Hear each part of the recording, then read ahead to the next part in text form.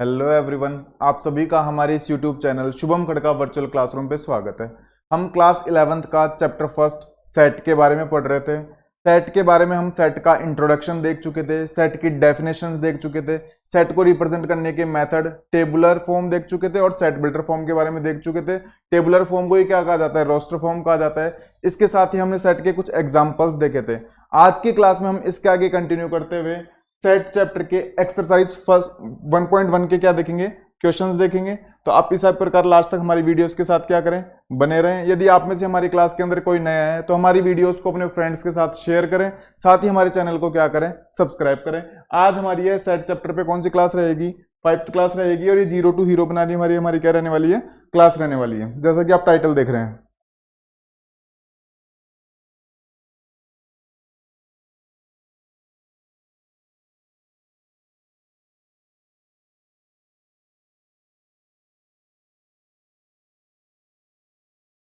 एक बार शुरू से देख लेते हैं, 2 मिनट रिवीजन कर लेते हैं जल्दी से।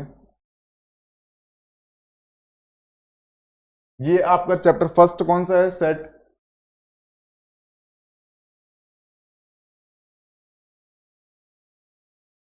सेट चैप्टर के अंदर हम इसका एक तो इंट्रोडक्शन देख चुके हैं। सेट चैप्टर के अंदर इसका क्या देख चुके हैं? इंट्रोडक्शन। इंट्रोडक्शन के अंदर हमने ये देखा था कि जो सेट है वो एक फंडामेंटल चैप्टर है। मैथ्स की लगभग हर ब्रांच के अंदर इसका क्या होता है? यूज होता है। अगर आपको सेट चैप्टर अच्छे से आता है तो आपको रिलेशन चैप्टर समझ में आएगा, आपको फंक्शन चैप्टर समझ में आएगा, साथ ही प्रोबेबिलिटी सीक्वेंस जैसे चैप्टर भी आपको सेट चैप्टर समझने के बाद ही अच्छे से क्या आएंगे? समझ में आएंगे। जॉर्ज कैंटोर एक जर्मन मैथमेटिशियंस थे जिन्होंने इस थ्योरी को क्या किया था? डेवलप्ड किया था। उसके बाद हम सेट की किस पे आते हैं? डेफिनेशन के ऊपर आते हैं। डेफिनेशन के ऊपर आते हैं। सेट की डेफिनेशन के अंदर हमने ये देखा था कि जो सेट होता है वो वेल डिफाइंड कलेक्शन होता है। किसका? ऑब्जेक्ट्स का। वेल डिफाइंड क्या होता है? कलेक्शन। जिसके अंदर वेल डिफाइंड के बारे में मैंने आपको ये बताया था कि जो वेल डिफाइंड है उसका मतलब ये होता है किसी एलिमेंट के बारे में हम निश्चित तौर पे ये बता सकें कि वो एलिमेंट उस कलेक्शन के अंदर होगा, अदरवाइज उस कलेक्शन के अंदर नहीं होगा। उसके बाद हमने सेट का क्या देखा था? रिप्रेजेंटेशन। रिप्रेजेंटेशन यानी सेट को रिप्रेजेंट करने के मेथड। सेट को रिप्रेजेंट करने के मेथड के अंदर हमने 2 मेथड देखे थे। फर्स्ट मेथड कौन सा कहलाता है? रोस्टर और टेबुलर फॉर्म। कौन सा कहलाता है? इसी को रोस्टर फॉर्म बोलते हैं, इसी को कौन सी फॉर्म बोलते हैं? Tabular form. और दूसरा मेथड कौन सा देखा था? Set builder form. Set builder form देखा था। रोस्टर फॉर्म के अंदर हम क्या करते हैं? जो एलिमेंट्स रहते हैं ना सेट के, उनको कॉमा लगाते हुए सेपरेट करते हुए करली ब्रैकेट के अंदर अलग अलग लिखते हैं, जबकि सेट बिल्डर फॉर्म के अंदर वो प्रॉपर्टी ही लिख दी जाती है जिसको एलिमेंट्स क्या करते हैं? फॉलो करते हैं। तो इस प्रकार से हमने रोस्टर फॉर्म देखी थी और कौन सी फॉर्म देखी थी? सेट बिल्डर फॉर्म देखी थी। उसके बाद हमने कुछ एग्जांपल्स देखे थे और आज की क्लास में इसके आगे कंटिन्यू करते हुए सेट के क्या देखते हैं? एक्सरसाइज के क्वेश्चंस। तो यदि आप में से हमारी ये वाली क्लास, ये वाली क्लास और एग्जाम्पल्स की अगर आपने क्लास नहीं देखी है तो आप वो वाली सभी क्लासेस देख के यहां तक पहुंचे, आपको आज की क्लास 100% समझ में आएगी और बहुत अच्छे से समझ में आएगी। हम आपको एनसीईआरटी के अंदर दी गई हर एक लाइन समझाने की कोशिश करते हैं, किसी भी लाइन को स्किप नहीं करते हैं, साथ ठीक इस प्रकार से पढ़ाने की कोशिश करते हैं जिससे आपके कंसेप्ट बिल्ड हो, ना कि चीजों को आपको रटवाया जाए। हमारा टारगेट यही रहता है कि आपके कंसेप्ट बिल्ड हो। अगर आप फ्यूचर में किसी कंपटीशन एग्जाम्स की तैयारी करते हैं तो उनमें भी आप क्या कर सकें? बेहतर प्रदर्शन कर सकें, आपका स्कोर हमेशा क्या रहे? मैक्सिमम बना रहे।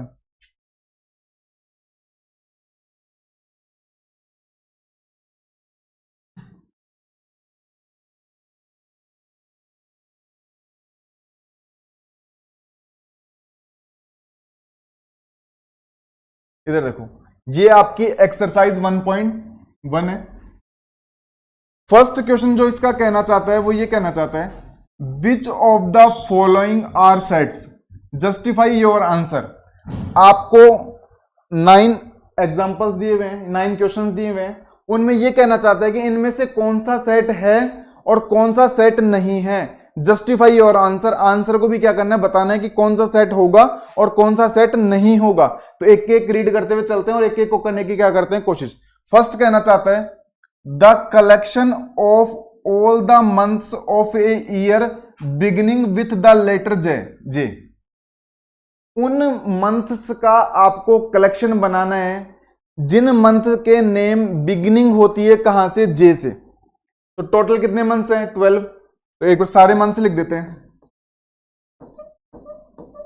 जनवरी, फरवरी, मार्च, अप्रैल, मई, जून, जुलाई, अगस्त, सितंबर,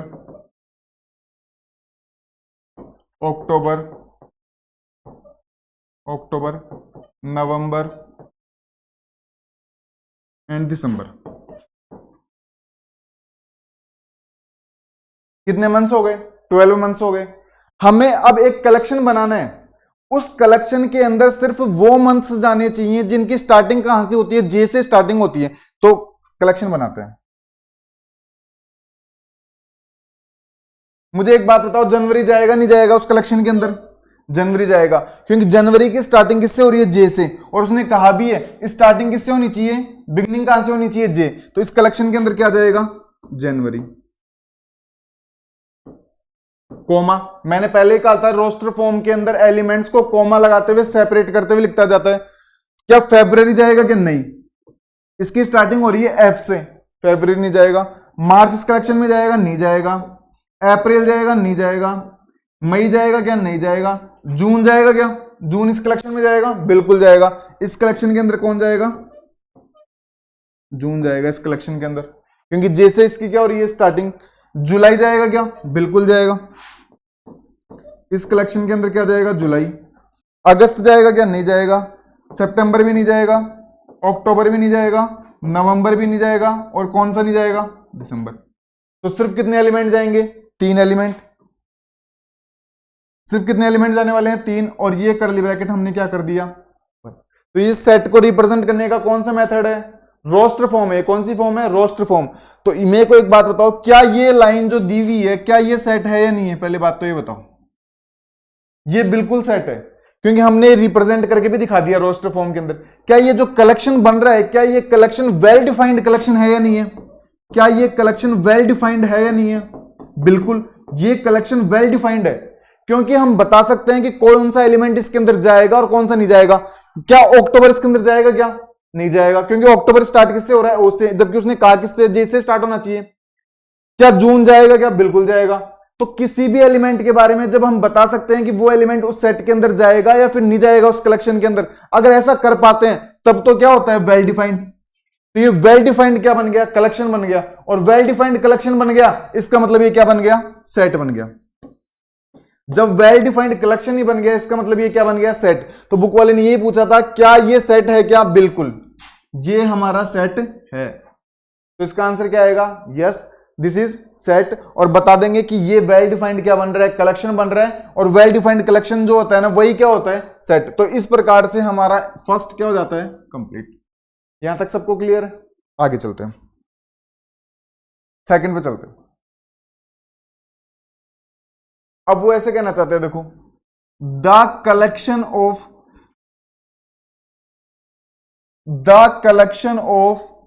10 most talented writers of India. The collection of 10 most talented writers of India. 10 most talented writers. Most talented writers.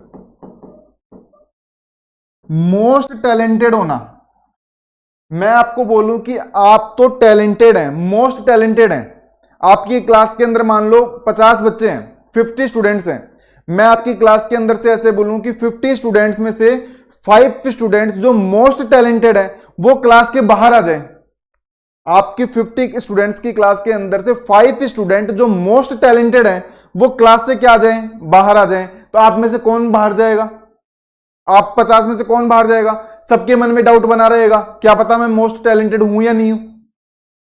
तो मोस्ट टैलेंटेड होना ये एक स्पेसिफिक मीनिंग नहीं देता। तो मोस्ट टैलेंटेड, जैसे कि मान लो मैंने 10 नाम डाल दिए, जैसे मान लो एक राइटर ए है, एक राइटर बी, एक सी, एक डी, एक ई, एक एफ, एक जी, एक एच, एक आई, एक जे। मैंने 10 नाम डाल दिए, 10 मोस्ट राइटर्स के नाम डाल दिए। और के वाला बोलता है, भाई आपने मेरे को क्यों नहीं लिया? मैं भी मोस्ट टैलेंटेड ही हूं, मेरे को इंक्लूड क्यों नहीं किया इस कलेक्शन के अंदर? तो मोस्ट टैलेंटेड होना, ये जो टर्म है ना, ये टर्म मोस्ट टैलेंटेड, ये टर्म वेल डिफाइंड टर्म नहीं है। ये टर्म कैसी नहीं है? वेल डिफाइंड टर्म नहीं है। और वेल डिफाइंड नहीं होगा तो फिर वो जो कलेक्शन बनेगा वो क्या नहीं बनेगा, सेट नहीं बनेगा। तो ये मोस्ट टैलेंटेड होना जो टर्म्स है ना वो कैसी नहीं है, वेल डिफाइंड टर्म नहीं है। और जब तक वेल डिफाइंड टर्म नहीं होगी तो हम क्या नहीं बना सकते, कलेक्शन नहीं बना सकते। और कलेक्शन नहीं बनेगा तो हमारा क्या नहीं बनेगा, सेट नहीं बनेगा। इसलिए ये सेट नहीं है। तो फर्स्ट वाला तो हमारा सेट है और ये सेट हमारा नहीं है, क्योंकि मोस्ट टैलेंटेड होना ये जो शब्द है ना ये कैसा नहीं है, वेल डिफाइंड शब्द नहीं है।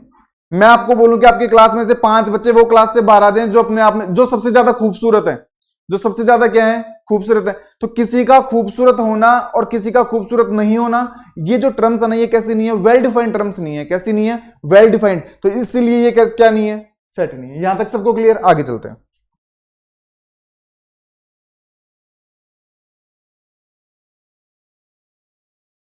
एग्जाम्पल 3 पे चलते हैं।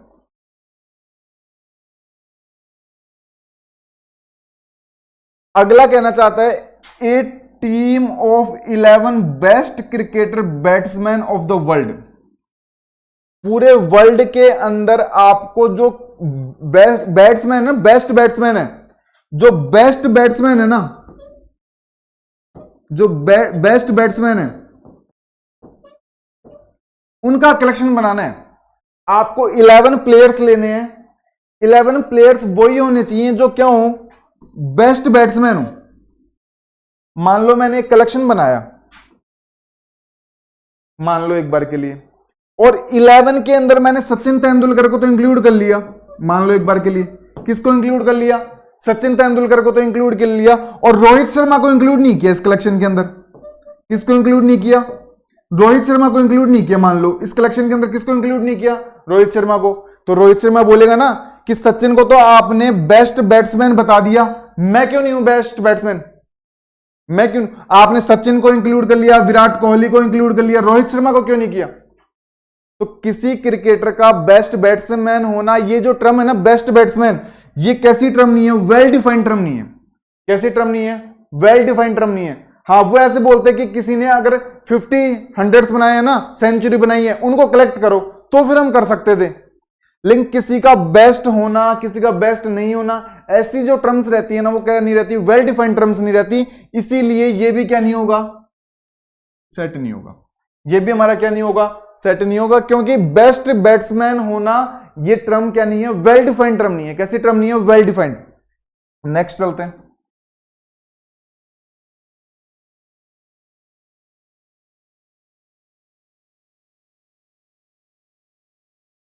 आपको अगर फिर भी समझ में नहीं आ रहा है तो आप कमेंट बॉक्स में हमसे फिर से पूछ सकते हैं। हम आपको समझाने की फिर से क्या करेंगे, कोशिश करेंगे। तो आप कमेंट बॉक्स में हमसे पूछें, आपकी जो भी क्या रहती है, क्यूरीज रहती हैं। नेक्स्ट चलते हैं। The collection of all boys in your class. The collection of all boys in your class. मान लो आपकी ये क्लास है, इसके अंदर टोटल स्टूडेंट्स कितने हैं, 50। टोटल स्टूडेंट्स कितने हैं, 50। इसके अंदर 20 तो क्या है, गर्ल्स हैं। 20 तो क्या है, गर्ल्स, और 30 क्या है, बॉयज। 30 क्या है, बॉयज। 20 गर्ल्स हैं और 30 क्या है, बॉयज। तो ये कहना चाहता है कि आपकी क्लास के अंदर जितने भी बॉयज है ना, उन सबको क्या बनाओ, कलेक्शन बनाओ।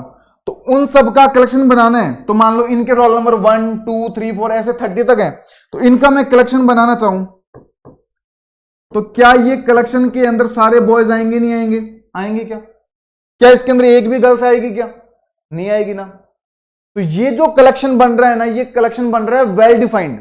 ये कलेक्शन कैसा बन रहा है, वेल डिफाइंड बन रहा है, क्योंकि उसने कहा है कि all boys in your class, all boys in your class. तो क्लास के सभी स्टूडेंट बॉयज को लेकर क्या बनाना है, कलेक्शन बनाना है। तो ये जो कलेक्शन हमारा बना है ना, ये कलेक्शन हमारा कैसा बना है, वेल डिफाइंड कलेक्शन बना है।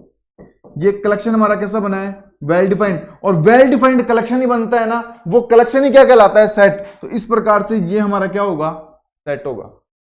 ये हमारा क्या होगा, सेट। अगर वो बोलता कि ऑल गर्ल्स का क्या बनाओ, कलेक्शन, तो वो कलेक्शन भी कैसा होता, वेल डिफाइंड ही होता।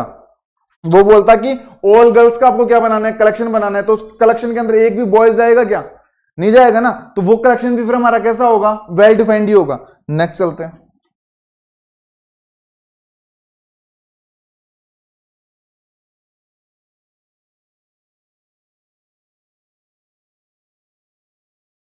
The collection of all natural numbers less than 100। Natural numbers का कलेक्शन बनाना है लेस देन 100, लेस देन 100। तो पहली बात तो ये बताओ कि नेचुरल नंबर स्टार्ट कहां से होते हैं? 0 से स्टार्ट होते हैं या 1 से? नेचुरल नंबर हमेशा 1 से स्टार्ट होते हैं और होल नंबर कहां से स्टार्ट होते हैं? 0 से। तो नेचुरल नंबर का कलेक्शन बनाना है 1 2 3 4 एंड सो ऑन। इसको बोलते हैं and so on. Less than 100, 100 से कम का, यानी कि 99। तो ये जो कलेक्शन बन रहा है, क्या ये मेरा कलेक्शन वेल डिफाइंड है या नहीं है? बिल्कुल, ये कलेक्शन मेरा वेल डिफाइंड है। क्योंकि मान लो मैं कोई एलिमेंट लेता हूं, मैंने 75 लिया और इस कलेक्शन को मान लो एक बार के लिए मैंने ए नाम दे दिया। क्या नाम दे दिया? ए नाम दे दिया। तो क्या 75 मेरे इस कलेक्शन में होगा या नहीं होगा? बिल्कुल होगा, क्योंकि 75 एक नेचुरल नंबर भी है और लेस देन क्या है? 100। तो 75 बिलोंग करेगा किसके अंदर? ए सेट के अंदर। किसके अंदर बिलोंग करेगा? ए सेट के अंदर। एक और बात बताओ, क्या 202 सेट ए के अंदर बिलोंग करेगा? नहीं करेगा? नहीं करेगा, क्योंकि ये नेचुरल नंबर तो है लेकिन ये ग्रेटर देन क्या है? 100। तो 202 does not belong in the set A, does not belong in the set ए। तो किसी भी एलिमेंट के बारे में हम बता पा रहे हैं ना कि ये एलिमेंट इस कलेक्शन में है या नहीं है, ये एलिमेंट इस कलेक्शन में है या नहीं है। जब हम ऐसा बता पाते हैं तो वो कलेक्शन ही क्या कहलाता है? Well defined. मतलब ये वेल डिफाइंड भी है और साथ में ये क्या बन रहा है? कलेक्शन भी बन रहा है। तो वेल डिफाइंड जो कलेक्शन होता है ना, वही हमारा क्या कहलाता है? Set. It means this is also set. तो ये भी हमारा क्या होगा? सेट होगा। आगे चले, यहां तक सबको क्लियर है?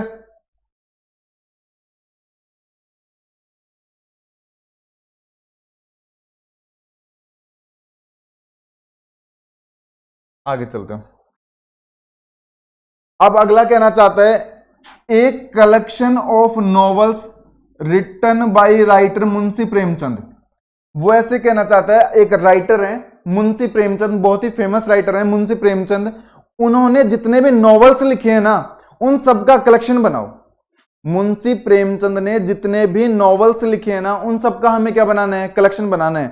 तो मान लो इन्होंने जितने भी नॉवेल्स लिखे, मान लो एक का नाम ए, एक का नाम बी, उन्होंने 5 नॉवल लिखे मान लो। तो A B C D E, तो क्या पांचों नॉवल इस कलेक्शन के अंदर आएंगे? नहीं आएंगे? आएंगे ना। क्या किसी दूसरे राइटर द्वारा नहीं लिखा गया नॉवल इसके अंदर आएगा क्या? बिल्कुल नहीं आएगा। तो ये कलेक्शन भी बन रहा है किसका? नॉवेल्स का। किसके द्वारा लिखे गए? मुंशी प्रेमचंद। मुंशी प्रेमचंद द्वारा लिखे गए नॉवेल्स कौन कौन से हैं? गोदान है, गबन है। तो इनके द्वारा लिखे गए क्या है? नॉवेल्स हैं। क्या किसी दूसरे राइटर के नॉवेल्स आएंगे क्या इसके अंदर? नहीं आएंगे। तो ये कलेक्शन कैसा है? वेल डिफाइंड कलेक्शन है। और जो वेल डिफाइंड कलेक्शन होता है वही हमारा क्या कहलाता है? सेट कहलाता है। It means this is also set. तो ये भी हमारा क्या है? सेट है। यहां तक सबको क्लियर है? तो इसमें सिर्फ मुंशी प्रेमचंद द्वारा लिखे गए क्या आने वाले हैं? नॉवेल्स आने वाले हैं। किसी दूसरे राइटर द्वारा लिखे गए नॉवेल्स इस कलेक्शन के अंदर नहीं आएंगे। It means this collection is well defined. और वेल डिफाइंड कलेक्शन ही क्या कहलाता है? हमारा सेट कहलाता है। आगे चलते हैं। आपको नॉवेल्स के नेम याद रखने की कोई जरूरत नहीं है। यहां पे आप नॉवेल्स के कहीं नाम याद रखने लग जाओ। आप रखते हो, बहुत अच्छी बात है, मुंशी प्रेमचंद के नॉवेल्स के आप नाम याद रखते हो। अदरवाइज यहां पे जरूरी नहीं है कि आप नाम याद रखें ना। आगे चलते हैं। The collection of all even integers. Even integers का हमें क्या बनाना है? कलेक्शन बनाना है। इवन इंटीजर्स का क्या बनाना है? कलेक्शन बनाना है। जितने भी इवन इंटीजर्स है ना, जितने भी इवन इंटीजर्स हैं, कौन कौन से? 2 4 6 8 एंड सो ऑन चलते रहेंगे। इधर -2, -4, -6 एंड सो ऑन, इधर भी चलते रहेंगे, रुकेंगे थोड़ी ना। तो ये कलेक्शन बन रहा है किसका? इवन इंटीजर्स का। क्या इसके अंदर -3 जाएगा क्या? -3 इस कलेक्शन के अंदर, इसका जैसे मैंने मान लो नाम दे दिया, एक्स नाम दीजिए इस कलेक्शन का एक बार के लिए मान लो। तो क्या -3 इस कलेक्शन में होगा क्या? नहीं, क्योंकि ये ओड इंटीजर है, डज नॉट बिलोंग। तो इसके बारे में बता पा रहे हैं ना कि ये एलिमेंट इस कलेक्शन में होगा या नहीं होगा। तो इसका मतलब ये जो कलेक्शन है, ये कैसा कलेक्शन है? वेल डिफाइंड कलेक्शन है। ये कलेक्शन कैसा है? Well defined. यहां पे ये टर्म बहुत ज्यादा इंपॉर्टेंस है, वेल डिफाइंड बहुत इंपॉर्टेंट टर्म है।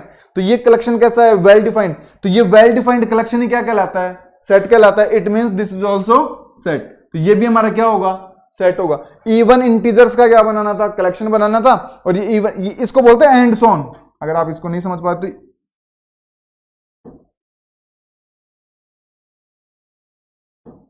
-2 -4 एंड सॉन का साइन बोलते हैं। एंड सॉन मतलब इसी प्रकार से आगे चलते रहेंगे। 8 के बाद 10, 12, 14, 16, 18, 20, 22, इधर -6, -8, -10, -12, -14, इस प्रकार से आगे भी क्या रहेंगे, चलते रहेंगे। तो आप समझ पा रहे हैं, तो ये भी हमारा क्या होगा, सेट होगा।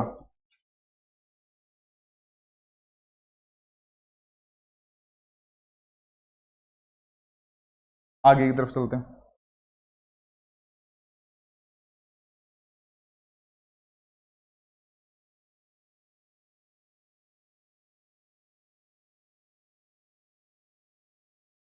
अगला देखो, the collection of questions in this chapter. The collection of questions in this chapter. इस चैप्टर के अंदर जितने भी क्वेश्चंस है ना, उनका हमें क्या बनाना है, कलेक्शन बनाना है।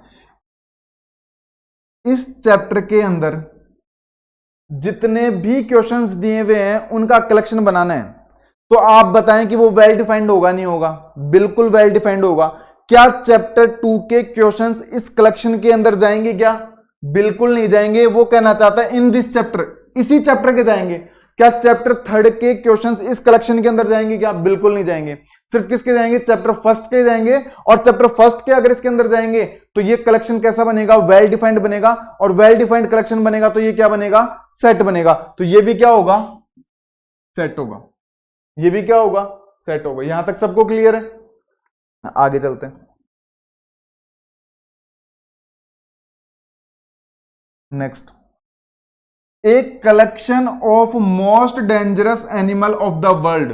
Most dangerous animal, most dangerous animal of the world. आप बताएं कौन कौन से मोस्ट डेंजरस है? किसी के लिए टाइगर मोस्ट डेंजरस है, किसी के लिए लायन मोस्ट डेंजरस है, किसी के लिए स्नैक मोस्ट डेंजरस है, किसी के लिए डॉगी मोस्ट डेंजरस है। तो मोस्ट डेंजरस होना, ये जो टर्म है, ये टर्म कैसी नहीं है? वेल डिफाइंड टर्म नहीं है। क्योंकि किसी के लिए तो कौन डेंजरस है, किसी के लिए कौन डेंजरस है। तो मोस्ट डेंजरस होना, ये टर्म कैसी नहीं है? वेल डिफाइंड नहीं है। तो जो कलेक्शन बनेगा वो कैसा नहीं बनेगा? वेल डिफाइंड कलेक्शन नहीं बनेगा। और वेल डिफाइंड कलेक्शन नहीं बनेगा, इट मींस वो क्या नहीं बनेगा? सेट नहीं बनेगा। तो ये क्या नहीं होगा? सेट नहीं होगा। यहां तक सबको क्लियर है क्या? क्योंकि ये मोस्ट डेंजरस होना, ये टर्म कैसी नहीं है? वेल डिफाइंड नहीं है। और वेल डिफाइंड नहीं है तो जो कलेक्शन बनेगा वो कैसा नहीं बनेगा? वेल डिफाइंड कलेक्शन नहीं बनेगा। और वेल डिफाइंड कलेक्शन ही अगर नहीं बनेगा तो वो क्या नहीं बनेगा? सेट नहीं बनेगा। यहां तक सबको क्लियर है? तो इस प्रकार से हमने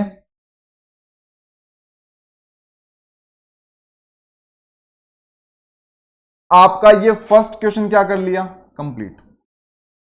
आपकी एक्सरसाइज 1.1 में ये फर्स्ट क्वेश्चन दिया हुआ था। इसके अंदर टोटल 9 थे, हमने 9 के 9 क्या कर लिए हैं? कंप्लीट। अब चलते हैं क्वेश्चन 2 की तरफ।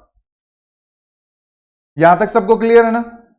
आप कमेंट बॉक्स में यस करके बताएं कि सबके पास वॉइस प्रॉपर है ना, वीडियो सबके पास प्रॉपर। आप कमेंट बॉक्स में कमेंट करके बताते जाएं सब।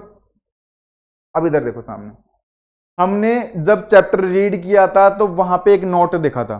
जैसे कि मान लो मैंने एक कलेक्शन बनाया, इंग्लिश अल्फाबेट के वोवल्स का मैंने एक कलेक्शन बनाया, ए, ई, आई, ओ। इंग्लिश अल्फाबेट के वोवल्स का मैंने एक कलेक्शन बनाया। तो ये 5 वोवल्स रहते हैं और उनका मैंने क्या बना दिया? कलेक्शन बना दिया। तो अब मैं बताना चाहता हूं कि ये जो आई है ना, आई, ये इस कलेक्शन ए में है या नहीं है? ए में तो है। तो इसको मैं मैथमेटिक्स में कैसे रिप्रेजेंट करूंगा? ऐसे लिखूंगा क्या? I is a element of set A. ऐसा तो नहीं लिखेंगे इतना बड़ा। तो इसको रिप्रेजेंट करने के लिए जिस साइन का नोटेशन का काम में लिया जाता है उसको एप्सिलॉन कहा जाता है। क्या कहा जाता है? एप्सिलॉन। इस साइन को क्या कहा जाता है? एप्सिलॉन। और इसका मतलब क्या होता है? Belongs to. इसका मीनिंग क्या होता है? Belongs to. बिलोंग्स टू का मतलब इंक्लूड करना, शामिल करना। तो इसको कैसे लिखेंगे? I belongs to set A. I belongs to set A. U belongs to set A. O belongs to set A. E belongs to set A. A belongs to set A, B belongs to set A, या फिर B does not belongs to set A? बताओ इनमें कौन सा सही है? क्या ये सही है या ये सही है? बी बिलोंग कर रहा है, डज नॉट बिलोंग कर रहा है? डज नॉट बिलोंग, ये सही है। ये क्या है? गलत। तो बी डज नॉट, क्या जेड बिलोंग्स टू एट है या does not belongs to? Does not belongs to. तो समझ गए ना, belongs to, does not belongs to. जब एलिमेंट किसी सेट का पार्ट होता है तब तो बिलोंग्स टू, और वो एलिमेंट उस सेट के अंदर नहीं होता है तो क्या? Does not belongs to. ऐसा ही आपका क्वेश्चन नंबर 2 कहना चाहता है। एक बार इसको रीड करते हैं।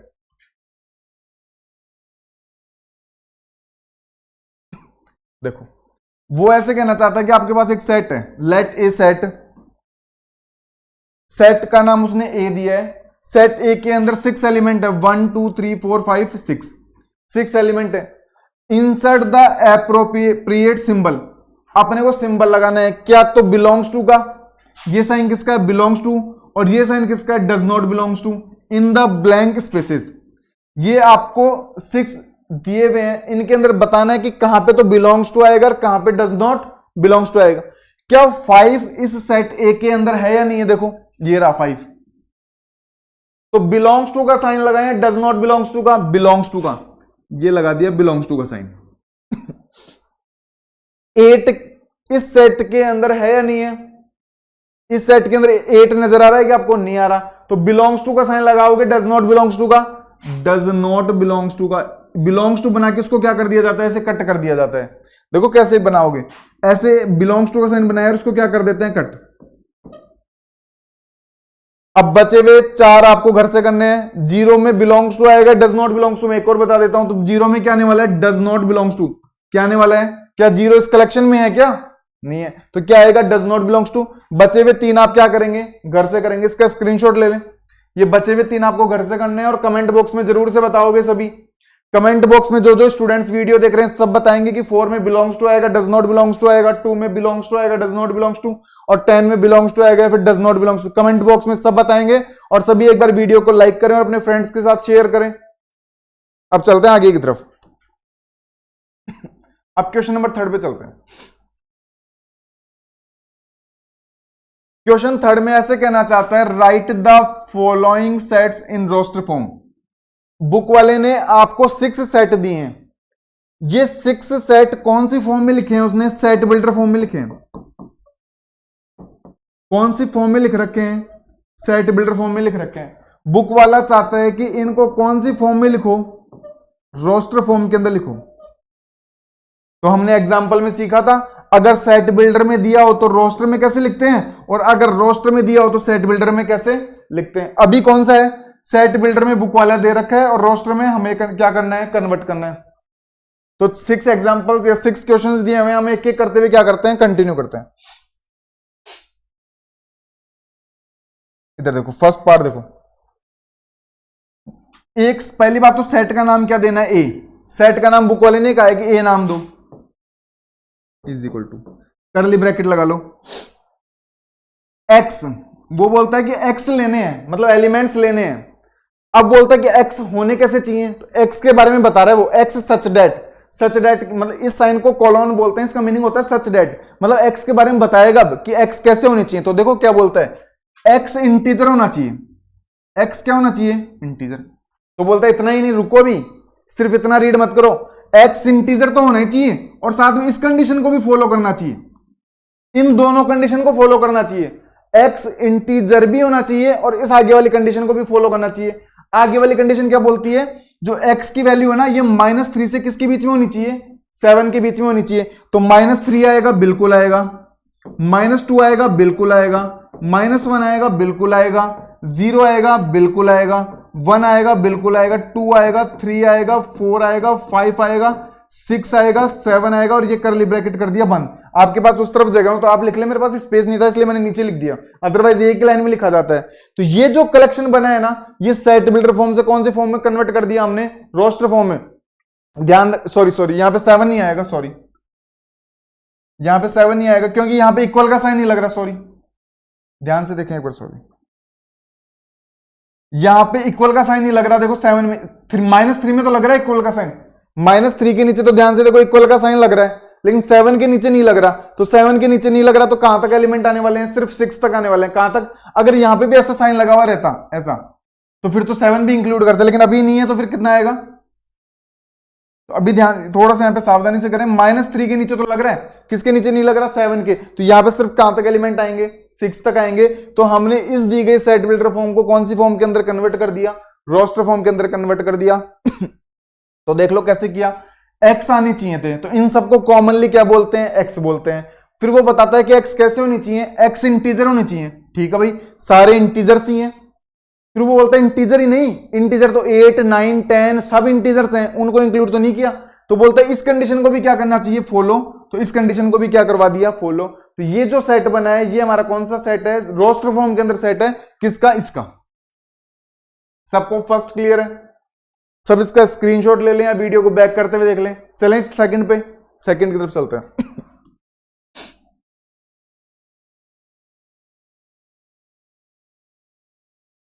देखें सेकंड, इस बार आपको बी नाम देना है। सेट का नाम क्या देना है? बी। ये लो बी नाम दे दिया और ये बना लिया कर्ली ब्रैकेट।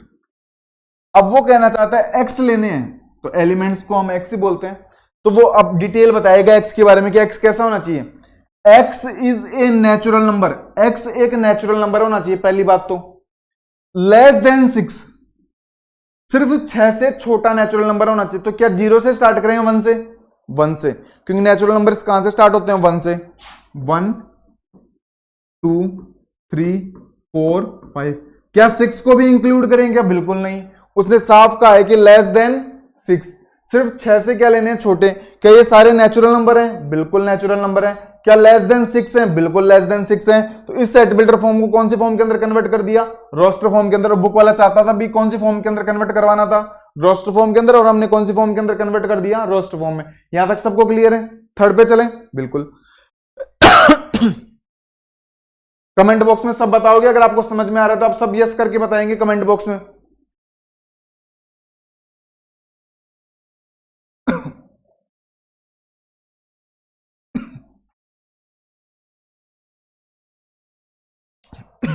देखो थर्ड, देखो इस बार सेट का नाम देना है सी। ध्यान रखना सेट बिल्डर फॉर्म में और रोस्टर फॉर्म में सेट के नेम चेंज मत कर देना, क्योंकि हम सिर्फ रिप्रेजेंट करने का तरीका बदल रहे हैं। सेट तो सेम ही है। तो इसका अगर सी नेम है तो उसका नाम भी क्या रहने वाला? सी। उसका नाम क्या दे दिया? सी।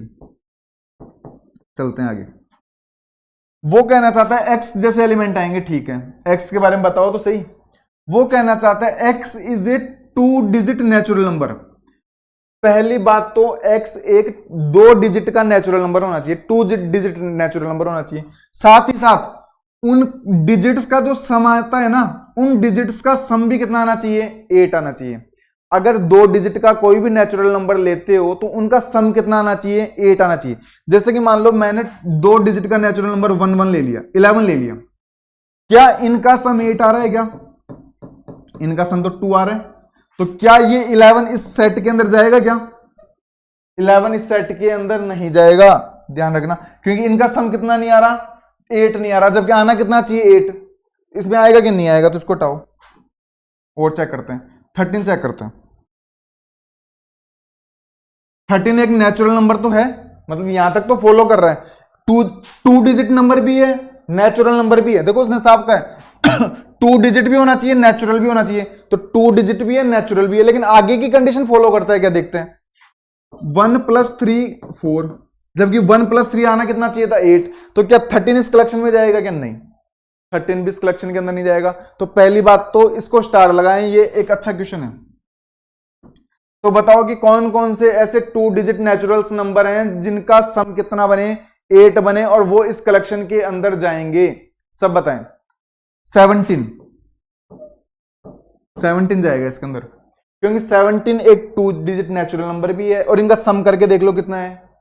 8 है। बिल्कुल। आगे चलते हैं। और इसमें जाएगा 26।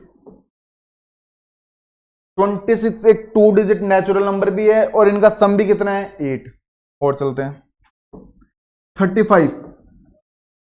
35 एक 2 डिजिट नेचुरल नंबर भी है और इनका सम भी कितना है? 8। आगे चलते हैं। 44 44 एक 2 डिजिट नेचुरल नंबर भी है और इनका सम भी कितना है 8। आगे चलते हैं। एक आएगा 53 53 एक 2 डिजिट नेचुरल नंबर भी है और इनका सम भी कितना है 8। आगे चलते हैं, मैं नीचे लिख रहा हूं, आप उसी में आगे लिखना। 62 62 एक 2 डिजिट नेचुरल नंबर भी है और इनका सम भी कितना है 8। 71 71 एक 2 डिजिट नेचुरल नंबर भी है और इनका सम भी कितना है 8। आगे चलते हैं। 80 80 एक 2 डिजिट नेचुरल नंबर भी है और इनका सम भी कितना है 8। इसके अलावा कोई 2 डिजिट नेचुरल नंबर बताएं जिनका सम कितना बनेगा 8 बनेगा। इनके अलावा ऐसा कोई भी 2 डिजिट नेचुरल नंबर नहीं है जो क्या बनाएगा, जिनका डिजिट्स का सम कितना बनेगा 8 बनेगा। इस प्रकार से इस सेट बिल्डर सेट को हमने किस में कन्वर्ट कर दिया, रोस्टर फॉर्म के अंदर। आप देखें और बना बना के देखें, इनके अलावा भी कोई एलिमेंट इसके अंदर जा सकता है क्या? कोई 2 डिजिट नेचुरल नंबर कोई ऐसा बच गया क्या जिसके डिजिट्स का सम करने पे कितना है 8 है? ऐसा कोई 2 डिजिट नंबर नहीं है बचा। तो ये कलेक्शन को हमने किसमें कन्वर्ट कर दिया, रोस्टर फॉर्म के अंदर क्या कर दिया, कन्वर्ट। तो ये सबको क्लियर है ना? इसको स्टार बनाएं, ये एग्जांपल, ये क्वेश्चन बहुत इंपॉर्टेंट है, इसको स्टार बनाएं। यहां तक सब क्लियर है? आगे चलते हैं।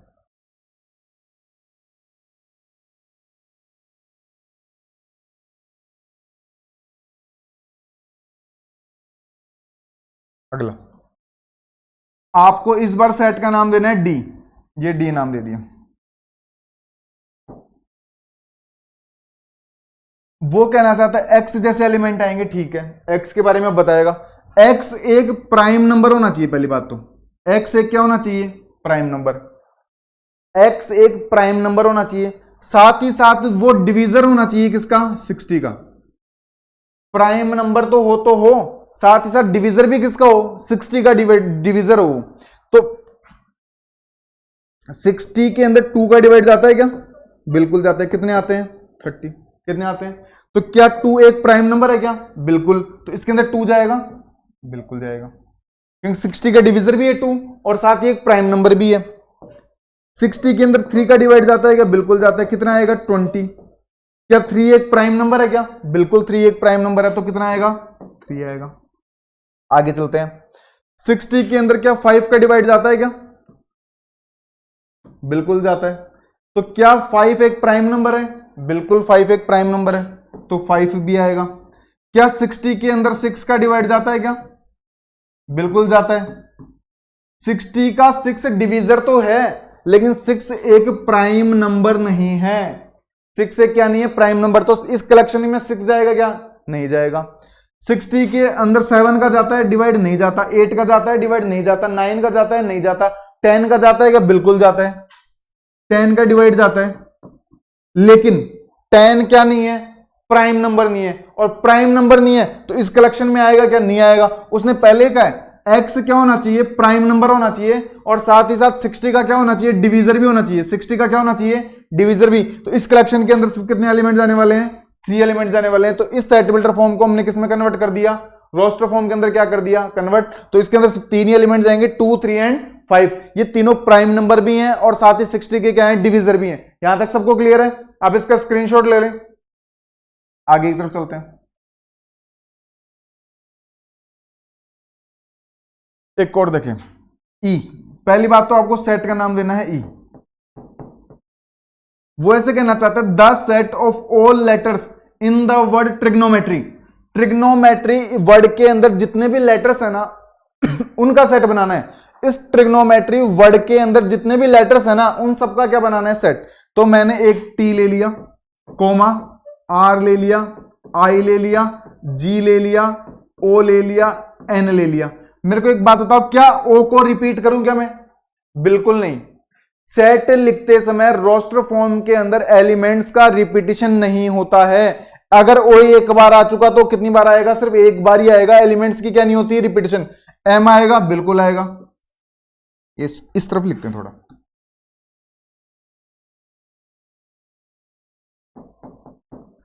टी आएगा, बिल्कुल आएगा। आर आएगा, आई आएगा, जी आएगा, ओ आएगा, एन आएगा। वापस से ओ नहीं आएगा, एम आएगा, ई आएगा। टी एक बार आ चुका ना, टी एक बार आ चुका, फिर से टी नहीं आएगा, टी फिर से नहीं आएगा। आर आ चुका ना, टी फिर से आ चुका, टी फिर से नहीं आएगा, आर एक बार आ चुका, आर नहीं आएगा, वाई आएगा। क्या आएगा? वाई। तो एलिमेंट्स की क्या नहीं होती? रिपीटिशन नहीं होती। जो एलिमेंट एक बार आ चुका उसको क्या नहीं करना है? रिपीट नहीं करना है। ऐसे मत कर देना कि आप फिर से क्या लिख दो, ओ लिख दो, ऐसा नहीं करना है। ओ अगर एक बार आ चुका तो सिर्फ एक बार ही लिखेंगे, आप उसको ध्यान रखें इसका। अगर ओ एक बार आ चुका है तो कितनी बार लिखेंगे? एक बार ही लिखेंगे। तो ट्रिग्नोमेट्री वर्ड के अंदर जितने भी लेटर्स थे ना, हमने उसको किस में कन्वर्ट कर दिया? रोस्टर फॉर्म के अंदर क्या कर दिया? कन्वर्ट। ऐसा हमने एग्जाम्पल के अंदर भी देखा था। नेक्स्ट चलते हैं। F, the set of all letters in the word better. इस बेटर वर्ड के अंदर जितने भी लेटर्स है ना, उनका आपको क्या बनाना है? सेट। और वो भी कौन सी फॉर्म के अंदर बनाना है? रोस्टर फॉर्म के अंदर बनाना है। कौन सी फॉर्म के अंदर बनाना है? रोस्टर फॉर्म के अंदर। ठीक इससे पहले ऐसा क्वेश्चन हम कर चुके हैं ना, तो ये आपके लिए होमवर्क है। ये आप खुद से करेंगे। खुद से करने के बाद कमेंट बॉक्स में बताएंगे कि कौन कौन से सेट के अंदर एलिमेंट जाएंगे, और इसको आप करने के बाद कमेंट बॉक्स में जरूर से बताएंगे। तो अभी आज हमने आपके टोटल एक्सरसाइज के अंदर, आपकी एक्सरसाइज 1.1 के अंदर टोटल 6 क्वेश्चंस इंक्लूड किए गए हैं। 2, 3, 4, 5, 6 कितने इंक्लूड किए गए हैं? 6 क्वेश्चन इंक्लूड किए गए हैं, जिनमें से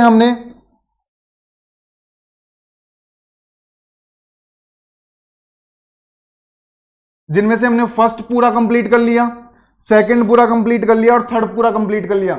नेक्स्ट क्लास के अंदर हम फोर्थ, फिफ्थ और सिक्स्थ भी क्या करेंगे? कंप्लीट करेंगे। हर एक क्वेश्चन करवाने की कोशिश करूंगा। और उसके बाद आपका जो नेक्स्ट टॉपिक रहेगा वो कौन सा रहेगा? एमपीटी सेट रहेगा। तो आप लास्ट तक हमारी वीडियोस के साथ बने रहें। हमने 3 क्वेश्चन पूरे कंप्लीट किए हैं। सारे एक्सरसाइज के मैंने आपको क्वेश्चंस भी करवाए हैं, सारी डेफिनेशंस भी करवाई हैं, आपको रोस्टर फॉर्म में कैसे कन्वर्ट किया जाता है, सेट बिल्डर फॉर्म में कैसे कन्वर्ट किया जाता है। एनसीईआरटी के अंदर दी गई हर एक लाइन आपको मैंने समझाने की क्या की है? कोशिश की है।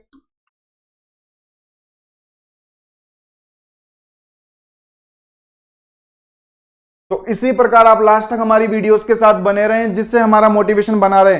साथ ही हमारी वीडियोस को अपने फ्रेंड्स के साथ मैक्सिमम शेयर करें। आप अपने फ्रेंड्स के ग्रुप में भी शेयर करें, व्हाट्सएप ग्रुप में शेयर करें, टेलीग्राम ग्रुप में भी शेयर करें। आप क्लास के स्टूडेंट्स के साथ भी क्या करें? शेयर करें। हमारी सभी क्लासेस बाइलिंगुअल रहती हैं। साथ ही सभी स्टूडेंट्स के लिए इंपॉर्टेंट है जिनके एनसीईआरटी चलती है, और हम साथ ही ऐसे पढ़ाने की कोशिश करते हैं जिससे आपके कंसेप्ट क्या हो, बिल्ड हो। अब जाते जाते आप हमारे चैनल को एक बार सब्सक्राइब करें, लाइक करें और कमेंट करें, और इसी प्रकार लास्ट तक हमारी वीडियोस के साथ क्या रहें? जुड़े रहें।